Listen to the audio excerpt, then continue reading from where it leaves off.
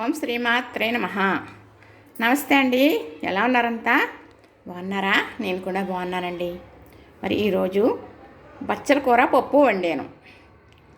పప్పులో బచ్చల కూర వేసి వండానండి. బచ్చల కూర అంటే నాకు తెలిసింది 3 రకాలు చెప్పగలను. మరి ఇంకా ఎక్కువ బచ్చల కూర ఉంటుందేమో నాకు తెలియదు. మరి అయితే మేము ఊరు వెళ్ళటం జరిగింది.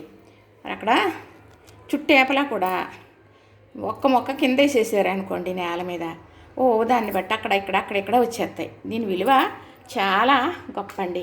బచ్చల కూరకి తోటకూర చాలా ప్రసిద్ధిగా మరి మనం మనకి పచ్చిమి అయ్యి పెట్టినప్పుడు తోటకూరతో పెడతారు కదా, అలాగే బచ్చల కూర అంటే కూడా చాలా మంచిదనమాట. ఈ బచ్చలి అంటే బచ్చల్లో 3 రకాలు అంటున్నాను కదా, ఇది మొక్క బచ్చలే అంటారనమాట. ఇది చిన్నగా మంచిగా వైలెట్ కలర్గా పువ్వులు కూడా పోతుంది. ఇది ఒక క్వార్టర్స్ లాగా ఉంటుంది. ఒక కుండీలో పెట్టుకున్నాం అనుకోండి, అన్ని మొక్కలు ఎలాగ అభివృద్ధి అవుతాయో అంతకన్నా బాగా ఇది అభివృద్ధి అవుతుంది. కుండీలో పెట్టుకుని పెంచుకునే మొక్కే ఇది. చక్కగా పెరుగుతూ ఉంటుంది కదా. అంత ఆకు వచ్చింది అనుకోండి, కొంచెం పప్పు వేసుకుని వండుకుంటే 2-3 మనుషులు వేసుకుని తినవచ్చు. ఇదైతే మొక్క బచ్చలి. చూసారా, తెచ్చుకుని ఇప్పుడే 5 రోజులు అయింది. అయినా కూడా ఎంత తాజాగా ఉందో. అంటే ఇంకా మరి బయట కొనుక్కునేదైతే మందులు వేసి పండింతారు కాబట్టి మగ్గిపోతుంది తొందరగా మనం తెచ్చుకున్న తర్వాత.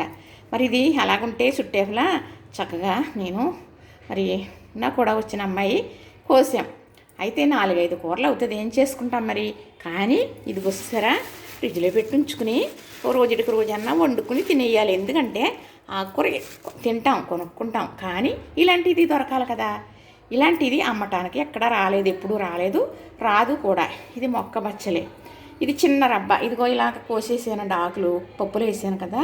ఇదిగో ఇది ఉంది కదా, ఇది పట్టుకెళ్ళి కుండీలో పెట్టేసాను అనుకోండి, చక్కగా సిగురు వచ్చేసి గుబురుగా ఏదో క్వార్టర్స్ మొక్కలాగా అందంగా ఆకులు కూడా చూడముచ్చటగా ఉంటాయి. దాని చిన్న చిన్న పువ్వులు కూడా వేస్తుంది అనమాట. అప్పుడు కోసేసుకుని మనం ఆకు పప్పులో వేసుకోవచ్చు, మళ్ళీ సిగురు చేస్తుంది. ఇంకా దానికి సాగు అనేది ఉండదండి. ఇది మొక్క బచ్చలే. ఈ బచ్చలే ఇంకో బచ్చలే చెప్పనా, అది తోటకూరలాగే ఉంటుంది. కొంచెం తీగ కింద వచ్చినట్టు అనిపిస్తుంది, కానీ తోటకూరల మొక్కలాగే ఉంటుంది. అలాగే ఉంటుంది. ఆకు కూడా అలానే ఉంటుంది, కాకపోతే కొంచెం దలసరగా ఉంటుంది. అది కూడా మొక్క బచ్చలే, కానీ ఇది 2వ రకం. ఇది ఫస్ట్ రకం, అది 2వ రకం. మరి ఇంకో బచ్చలు ఏంటంటే తీగ బచ్చలే. తీగ బచ్చలు అంటే ఇంతంత ఆకులు వేసేస్తుందండి.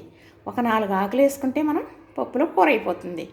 మరి కార్తీక మాసంలో మరి కంద బచ్చలే ప్రసిద్ధిగా వండుకుంటాం కదా, అప్పుడు మాత్రం తీగ బచ్చలే అమ్ముతారు పనిగట్టుకుని.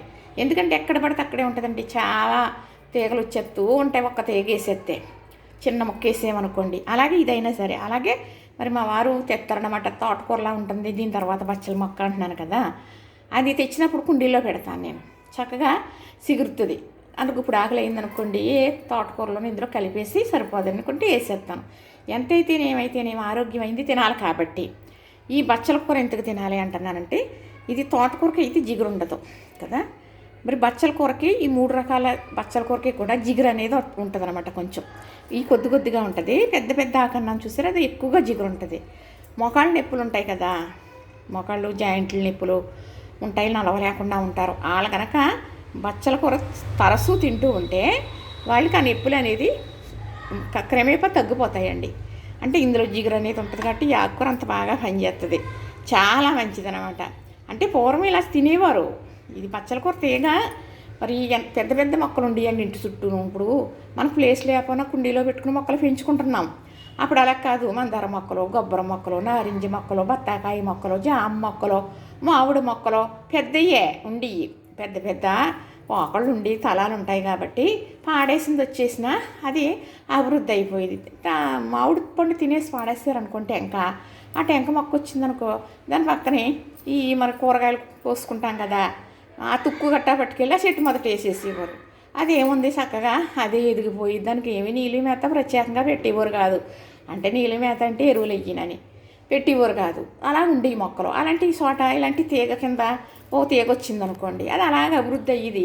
ఎవరి మట్టి కళ్ళ ఆకు వెళ్ళిపోయేవారు, కోసుకుని పట్టుకెళ్ళిపోయేవారు. ఎవరో ఏమన్నారు. ఇది కొనుక్కునే పనే ఉండదండి. కానీ ఇది ఉందనుకోండి, మరి 4 మనుషులు పప్పులో వేసేసుకోవచ్చు మనం. ఇది చూడటానికి ఇంత బాగుంది కదా. ఆకు పప్పు వేసుకుని వండుకుంటే చాలా కమ్మగా ఉంటుందండి. మరి ఇంకా ఏ రకంగా వండేసుకోవచ్చు. తోటకూర అయితే ఎలా వండుకుంటాం అలాగా. కానీ నాకు ఎక్కువగా ఇలాగా పప్పు బచ్చలే వండటమే నాకు తెలుసండి, ఇష్టము కూడా. ఇలాగా కందిపప్పు వేసి బచ్చల కూర వేసి ఇలాగా వండాను చక్కగా. మరి చాలా కమ్మగా, మరి తోటకూర పప్పు కన్నా కూడా బాగుంటుంది, చాలా బాగుంటుంది. కానీ ఈ బచ్చలు అయితే తినవలసిందే.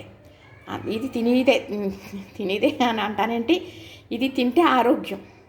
ఇది తిన్న వాళ్ళకి మొక్కల నొప్పులు ఉండవు. ఇదే కాకుండా అదేనండి 3 రకాలు చెప్పాను కదా బచ్చల కూర.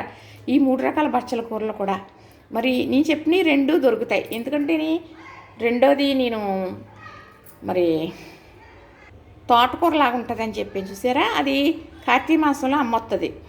అది కొనుక్కొని తెచ్చుకుని కందా బచ్చలు కూర చేసుకుంటాం అన్నమాట.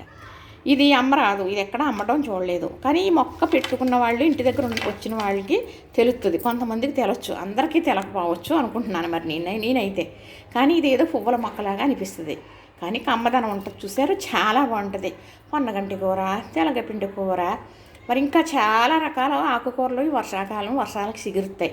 అది కూడా ఇప్పుడు అమ్మటానికి వస్తుందండి. పూర్వం అలా కాదు. చిలక తోటకూర అనేవారు.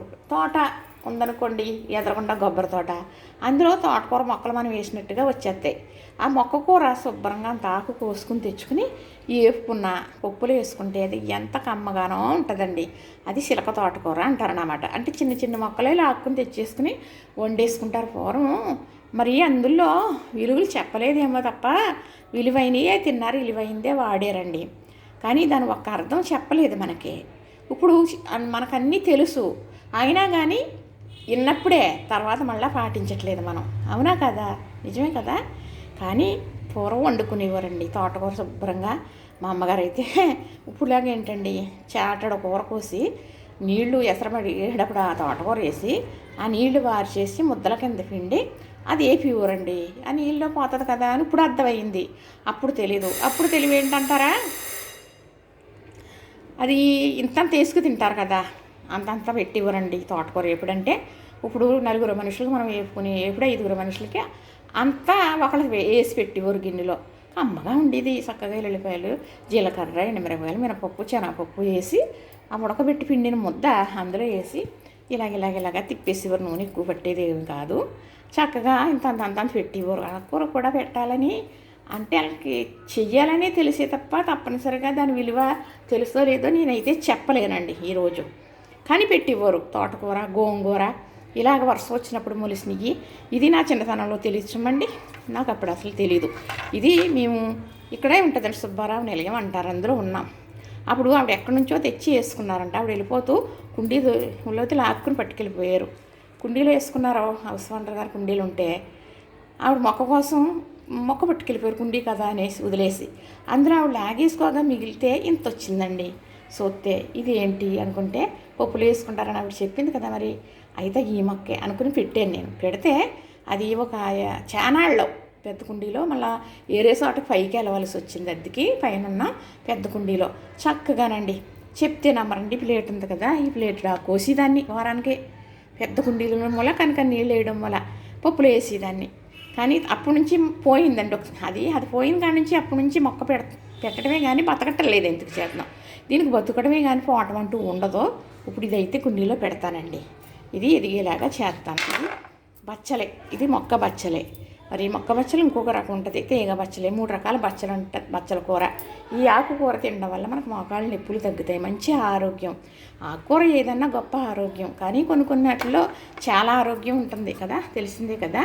ఇదిగోనండి చక్కగా పప్పు బచ్చల కూర ఈరోజు కూర చూసారు కదా, నచ్చింది కదా. లైక్ చేయండి, షేర్ చేయండి, సబ్స్క్రైబ్ చేయండి.